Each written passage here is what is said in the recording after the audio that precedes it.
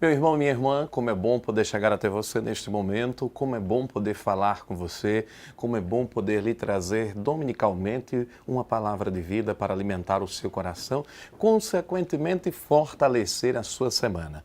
Olhe, quero com muita alegria, saudando a você, convidá-lo a que peçamos a força do Espírito Santo de Deus para que nos instrua, para que nos traga a melhor direção, para que seguramente possamos, trilhando o caminho de Deus, encontrar sempre a paz e a vida. Vamos juntos rezar. Em nome do Pai, do Filho e do Espírito Santo. Amém. Vinde, Espírito Santo, enchei os corações dos vossos fiéis e acendei neles o fogo do vosso amor. Enviai, Senhor, o vosso Espírito e tudo será criado. Oremos, Deus que instruístes os corações dos vossos fiéis. Com a luz do Espírito Santo, fazei que apreciemos retamente todas as coisas, segundo o mesmo Espírito, e gozemos sempre de sua consolação. Por Cristo, Senhor nosso. Amém.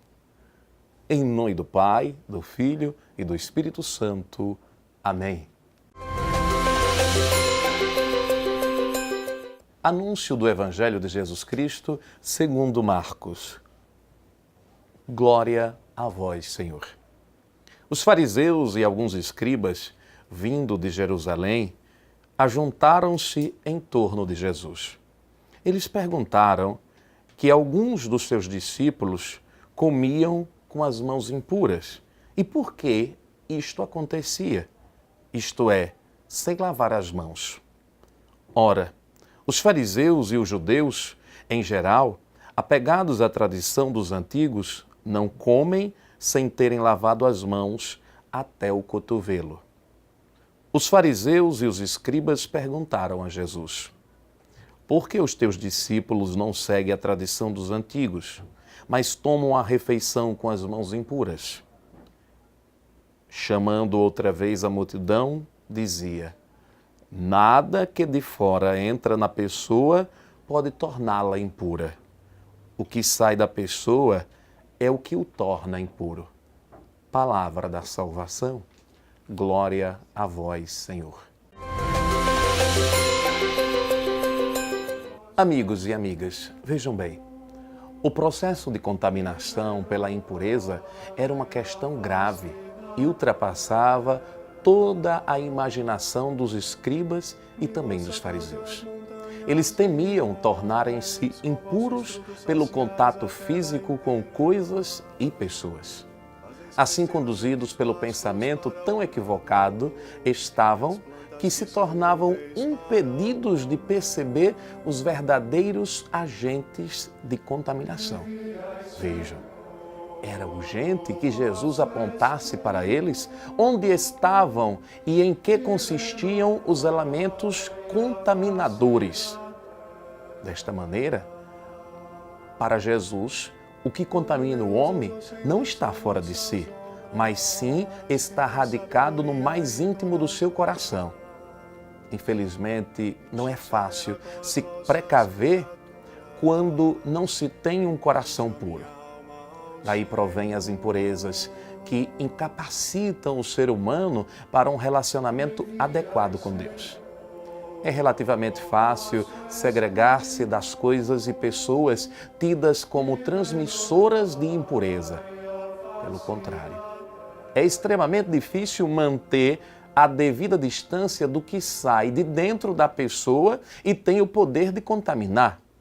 Vejam, o remédio é vigilância e discernimento.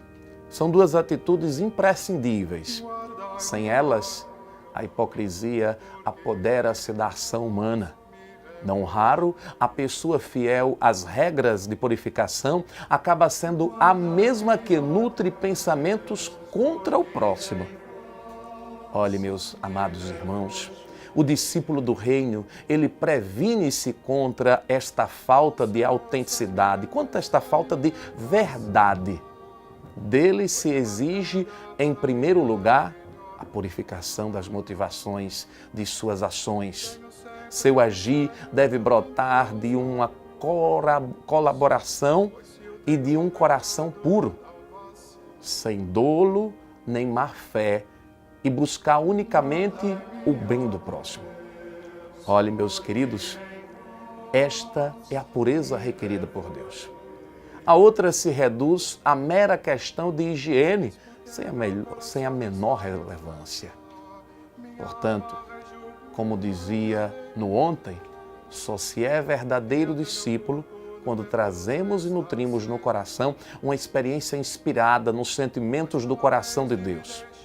A interioridade é, na verdade, a força sustentadora da autêntica experiência de fé, de culto a Deus e de sinceridade no relacionamento com os outros. Vejam bem, Jesus pede dos seus discípulos esta construção e esta conquista. O de fora se sustenta autenticamente a partir do que está no fundo do nosso coração. Manter as aparências e enganar é hipocrisia. E Jesus não gosta de hipocrisia. Veja, meu amigo, o discípulo de Jesus, ele não pode descarrilar e viver na superficialidade, na mentira, nas coisas externas. Isto só é possível na medida em que o discípulo compreende que o impuro não é o que entra nele, vindo de fora. E olha, explicou Jesus, chamando para perto de si a multidão. Impuro é o que sai do nosso interior.